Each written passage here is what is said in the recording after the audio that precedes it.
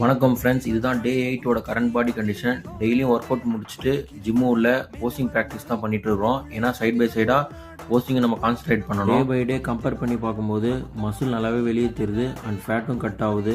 ஏன்னா நம்ம diet, work out and cardio எல்லாமே கரெக்டாக போயிட்டு இருக்கிறதுனால ஃபிட்னஸை பொறுத்த வரைக்கும் கன்சிஸ்டன்சி தான் ரொம்ப இம்பார்ட்டன்ட். ஏன்னா இது மூணுத்தில் ஏதாச்சும் ஒன்று மிஸ் ஆச்சுன்னா கூட பாடியில் டிரான்ஸ்ஃபர்மேஷன் தெரியாது. நீங்களும் ஜிம் போகாமல் இருந்தீங்கன்னா உங்கள் ஃபிட்னஸ் ஜேர்னியை இன்றைக்கே ஸ்டார்ட் பண்ணி உங்கள் டிரான்ஸ்ஃபர்மேஷனை கொடுங்க. ரைட்டு, இன்றைக்கி நம்ம எப்பயுமே பார்க்குற மாதிரி செஸ்ட் அண்ட் ட்ரைசெப்ஸ் தான். செஸ்ட்டை வார்ம் அப் பண்ணிவிட்டு செஸ்ட்டுக்கு ஒரு 5 வேரியேஷன் போட்டு செஸ்ட் அண்ட் ட்ரைசெப்ஸில் 3 வேரியேஷன்ஸ் ஆஃப் மசில்ஸ் இருக்குது.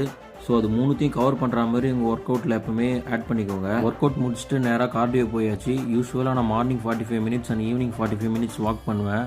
பட் எனர்ஜி இல்லாதனால என்னால் மார்னிங் வாக் பண்ணவே முடியல. எப்பயாச்சும் டே பை டே இம்ப்ரூவ் பண்ணி மார்னிங் வாக்கிங் கம்ப்ளீட் பண்ணணும். 2 டைம்ஸ் வாக் பண்ணால் தான் பாடியில் இருக்க ஃபேட் பர்சன்டேஜ் சீக்கிரமாக கம்மியாகும். வாக்கிங் முடிச்சுட்டு நேராக வீட்டுக்கு போயிட்டு பன்னீர் குக் பண்ணி சாப்பிட்டு நம்ம டேவை கம்ப்ளீட் பண்ணிக்கலாம். நெக்ஸ்ட் வீடியோவில் பார்க்கலாம். நன்றி.